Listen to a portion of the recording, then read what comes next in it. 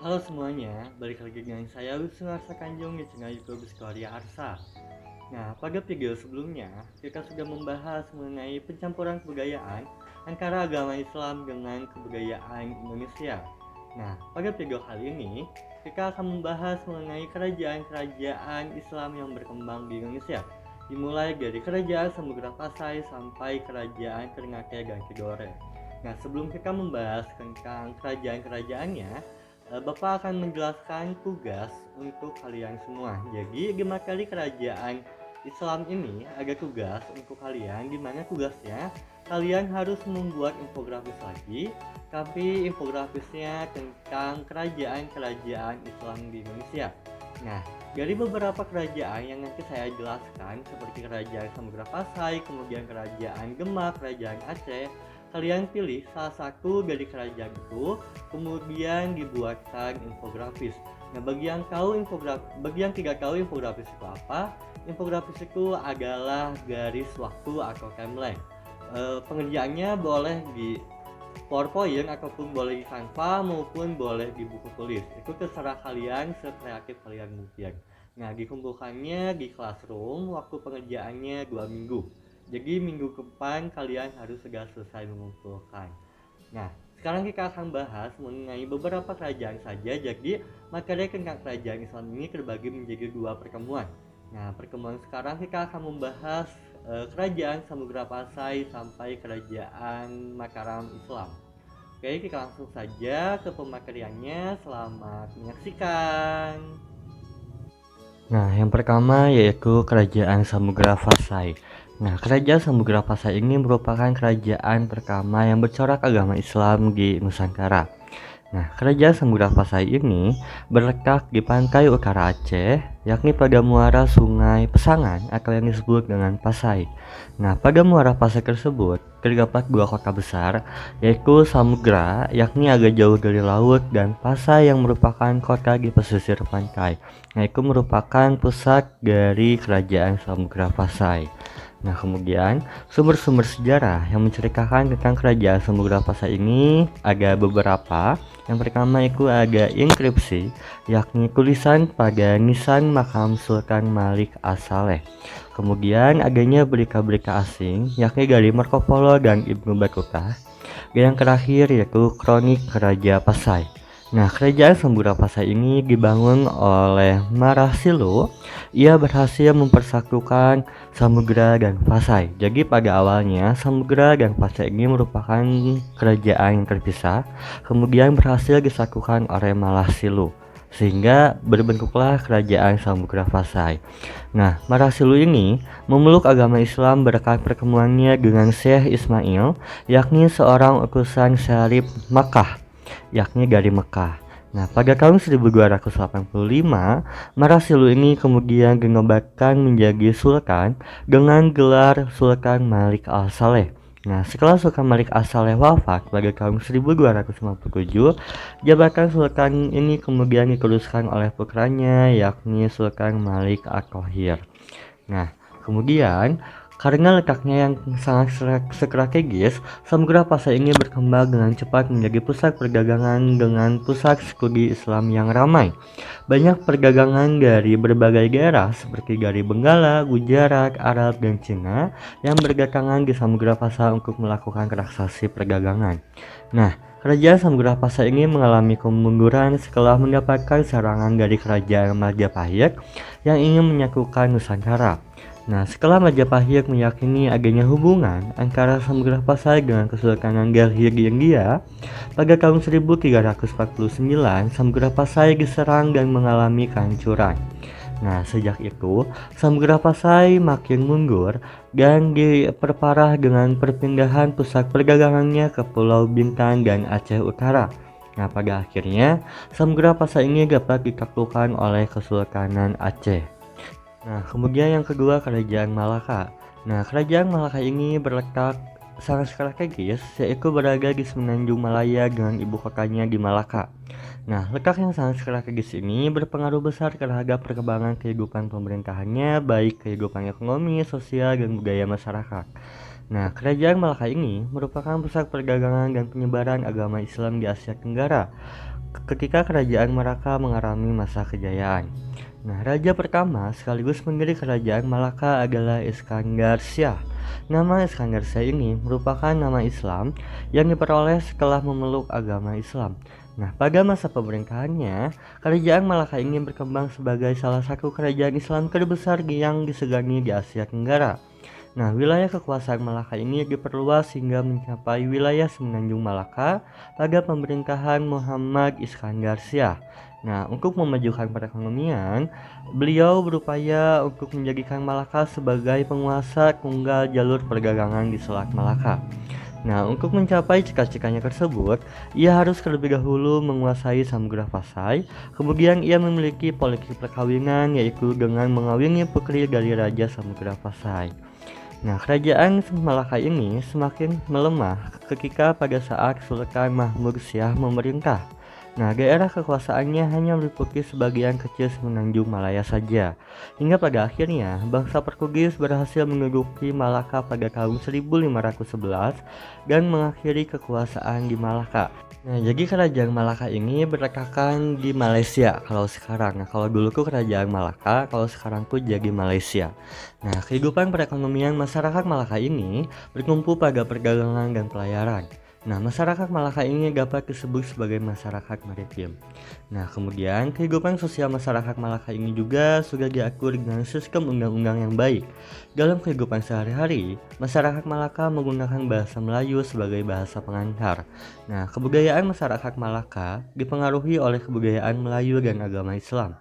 Kemudian yang ketiga, kerajaan Aceh. Nah, secara letak geografis, kerajaan Aceh ini sangatlah strategis di sekitar Selat Malaka.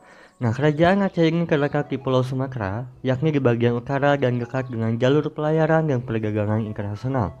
Ramainya aktivitas pelayaran dan perdagangan melalui bandar-bandar perdagangan, kerajaan Aceh ini mempunyai perkembangan kehidupan dalam segala bidang. Nah, Sultan pertama yang memerintahkan sekaligus pendiri kerajaan Aceh adalah Sultan Ali Mughayat Shah. Nah, kerajaan Aceh ini mencapai masa kejayaan pada masa pemerintahan Sultan Iskandar Muda. Nah, Bandar Aceh dibuka menjadi bandar internasional dengan jaminan pengamanan gangguan laut dari kapal perang Portugis.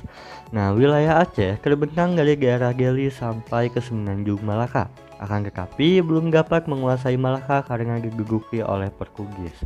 Nah, penggantian Sultan Iskandar Muda ini adalah Sultan Iskandar Thani. Nah, masa pemerintahannya tidak terlalu lama karena ia tidak memiliki kepribadian dan kecakapan yang kuat seperti Sultan Iskandar Muda. Nah, kerajaan Aceh ini mengalami kemunduran karena beberapa faktor di antara lainnya sebagai berikut. Yang pertama, kerajaan Aceh mengalami kekalahan dengan perang melawan Portugis di Malaka. Nah, dalam perang tersebut banyak korban yang jatuh dan harta benda. Jadi, secara tidak langsung kerajaan Aceh ini mulai bangkrut dikarenakan telah melakukan perlawanan terhadap Portugis. Yang kedua, tidak adanya tokoh yang cakap atau yang gagah yang memerintahkan Aceh seperti Sultan Iskandar Muda. Nah, daerah-daerah taklukan yang jauh dari pemerintahan pusat mulai melepaskan diri dari pengaruh Aceh seperti Johor, Perlak, Pahang, Minangkabau, dan Siak. Nah, pada masa kejayaan Aceh, perekonomian Aceh mengalami perkembangan yang sangat pesat. Daerah Aceh yang subur banyak menghasilkan lada. Nah, pada masa itu, aktivitas perekonomian kerajaan Aceh telah berkembang sampai jauh keluar wilayah kerajaannya. Bahkan, negara-negara barat telah melakukan perdagangan di wilayah Aceh. Nah, selain mengalami kemajuan dalam sektor ekonomi, ternyata kerajaan Aceh juga mengalami kemajuan dalam bidang sosial budaya. Hal ini terlihat dari susunannya suatu undang-undang tentang tata cara pemerintahan yang disebut dengan Adat Mahkota Alam. Nah, sastra dan filsafat di Aceh juga mengalami kemajuan. Nah, pada masa itu muncul nama Hamzah Fansuri. Ia seorang ulama besar yang mengajarkan ilmu tasawuf dan mengarang buku tentang filsafat agama Islam dan syiar keagamaan. Nah, ajarannya diteruskan dan disebarkan oleh muridnya yaitu Samsudin Fasai. Kemudian yang keempat yaitu kerajaan Demak. Nah, secara letak geografis kerajaan Demak ini berada di Jawa Tengah. Nah, kerajaan Demak ini berkembang dari sebuah daerah yang bernama Bintoro yang merupakan daerah bawahan dari kerajaan Majapahit. Kemudian pemerintahannya diberikan kepada Raden Patah salah seorang keturunan Raja Brawijaya V, yakni Raja Majapahit, dan ibunya menganut Islam serta berasal dari Jempa. Nah, pada awal munculnya, kerajaan Demak ini mendapat bantuan dari Bupati Pesisir Pantai Utara Jawa, bagian tengah dan timur yang telah menganut agama Islam. Nah, kerajaan Demak ini merupakan kerajaan Islam pertama di Pulau Jawa. Nah, raja pertama dan pendiri kerajaan Demak ini adalah Raden Patah, yakni berkuasa pada tahun 1500 sampai 1518. Nah, pada masa pemerintahannya, wilayah kekuasaan Demak meliputi daerah Jepara, Tuban, Segayu, Palembang, Jambi, dan beberapa daerah di Kalimantan. Jadi daerah kekuasaannya tidak hanya di Pulau Jawa saja, melainkan di Pulau Sumatera, yakni di daerah Palembang dan Jambi, kemudian beberapa di daerah Kalimantan. Pada pemerintahan Raden Patah, dibangunnya Masjid Agung Demak yang pembangunannya dibantu oleh para wali dan sunan. Nah, jadi Masjid Agung Demak ini yang berdiri sampai sekarang ini merupakan hasil dari pembangunan Raden Patah. Nah, masa kejayaan kerajaan Demak ini diperintahkan oleh Sultan Trenggono. Hal ini dibuktikan dengan daerah-daerah kekuasaannya berhasil sampai daerah Banten, Sunda Kelapa, dan Cirebon. Nah, penguasaan terhadap daerah tersebut bertujuan untuk menggagalkan terjalinnya hubungan antara kerajaan Pajajaran dengan Portugis. Pada akhirnya, armada Portugis ini dapat dihancurkan oleh armada Demak, dan nama Sunda Kelapa diganti menjadi Jayakarta, yang sekarang menjadi daerah Jakarta. Nah, kerajaan Demak mulai mengalami kemunduran pada masa pemerintahan Sultan Prawoto karena terjadinya perebutan kekuasaan antara Sunan Prawoto dengan Arya Panangsang. Nah, Arya Panangsang ini adalah Bupati Demak yang merasa lebih berhak atau yang merasa lebih berhak atas tahta kerajaan Demak. Nah, perebutan kekuasaan ini berkembang menjadi konflik berdarah dengan terbunuhnya Sunan Prawoto dan Pangeran Hadiri. Nah, konflik berdarah ini akhirnya berkembang menjadi perang saudara.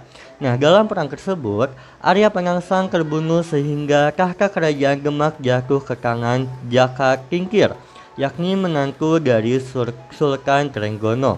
Nah, Jaka Tingkir ini menjadi raja kerajaan Demak ke daerah Pajang. Kehidupan sosial masyarakat kerajaan Demak jauh berbeda dengan kehidupan sosial pada masa kerajaan Majapahit. Nah, pada masa kekuasaan kerajaan Demak ini, kehidupan sosial masyarakatnya diatur sesuai ajaran agama Islam. Akan tetapi masih ada beberapa masyarakat yang menjalankan tradisi lama.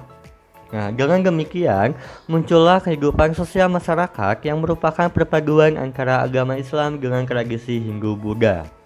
Jadi adanya akulturasi atau pencampuran budaya di kerajaan Demak ini antara kebudayaan Islam dengan kebudayaan Hindu-Buddha.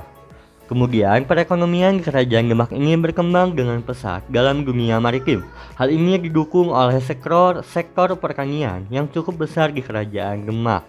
Di samping itu, kerajaan Demak juga mengusahakan kerjasama dengan daerah di pantai utara Jawa yang telah menganut agama Islam, sehingga terciptanya persekutuan di bawah pemimpin Demak. Kemudian kerajaan Mataram Islam. Pada awal perkembangannya, Mataram Islam ini adalah sebuah daerah kadipaten yang berada di bawah kekuasaan Pajang. Nah, Mataram ini terletak di daerah Jawa Timur, yakni di bagian selatan dengan pusatnya di Kota Gede, yakni Kota Gede itu kalau sekarang itu daerah Yogyakarta. Nah, dari daerah itulah Mataram terus berkembang hingga menjadi sebuah kerajaan besar yang wilayahnya meliputi Jawa Tengah, Jawa Timur, dan sebagian Jawa Barat. Nah, raja pertama dan pendiri kerajaan Mataram Islam adalah Sukawijaya. Nah, setelah ia meletakkan dasar-dasar pemerintahan kerajaan Mataram, selanjutnya Sukawijaya bergelar Panembahan Senopati ing Sayiging Alogo Panakagama, yang artinya kepala bala tentara dan pengatur agama. Nah, wilayah kekuasaan Mataram Islam ini diperluas hingga sampai Surabaya, Madiun, Ponorogo, Pasuruan, dan Kediri. Nah, pada masa pemerintahan Mas Jolang, wilayah Mataram ini berhasil diperluas dengan mengadakan pendudukan terhadap daerah di sekitarnya. Nah, pada tahun 1612, ia berhasil menguasai Gresik. Nah, Akan tetapi Mas Jolang ini wafat di desa Krapyak sehingga dikenal dengan sebutan Panembahan Sega ing Krapyak. Kemudian pengganti Mas Jolang ini adalah Raden Mas Rangsang yang bergelar Sultan Agung Hanyokrokusumo. Nah, di bawah pemerintahannya, kerajaan Mataram Islam mencapai masa kejayaan. Nah, tujuan pemerintahan Sultan Agung ini adalah mempertahankan seluruh tanah Jawa dan mengusir orang-orang Belanda di Batavia, sehingga di bawah pemerintahannya Belanda sulit menembus daerah Mataram. Nah, jadi pada saat kerajaan Mataram berkembang ini sudah adanya bangsa Barat yang datang ke Nusantara, yaitu bangsa Belanda yang sudah menguasai Batavia. Nah, di sini Sultan Agung ini berusaha untuk menguasai seluruh Pulau Jawa, yakni termasuk Batavia, di mana Batavia pada saat itu telah dikuasai oleh Belanda.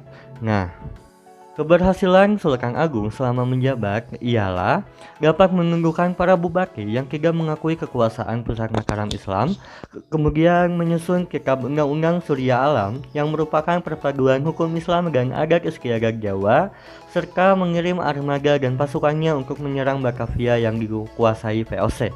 Nah, setelah wafatnya Sultan Agung, Belanda dapat memasuki wilayah Mataram Islam pada masa pemerintahan Sultan Amangkurat I. Nah, beliau bekerjasama dengan pihak Belanda. Hal tersebut membuat ketidaksenangan rakyat Mataram sehingga menimbulkan banyak pemberontakan. Nah, ini merupakan sudah mulai timbulnya keruntuhan kerajaan Mataram Islam.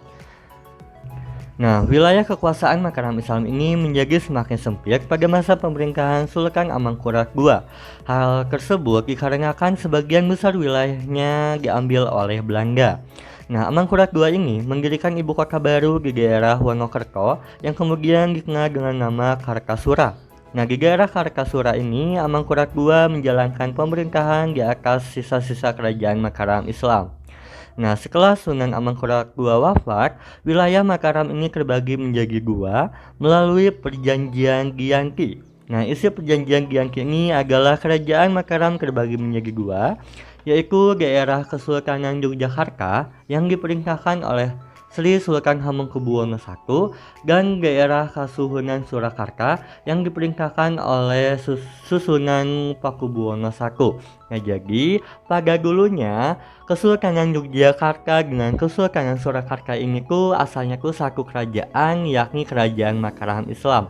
Nah, Kerajaan Mataram Islam ini terbagi menjadi dua, yakni ada Kesultanan Yogyakarta dan Kesultanan Surakarta yang masih berkembang hingga saat ini.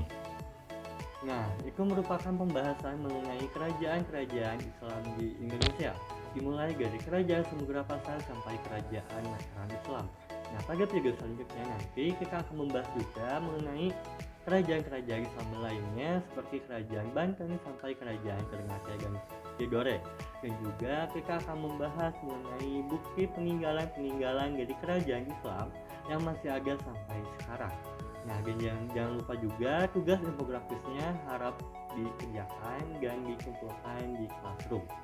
Sekian video kali ini, mohon maaf apabila ada kekurangan serta kesalahan. Sampai jumpa di video selanjutnya. Bye bye.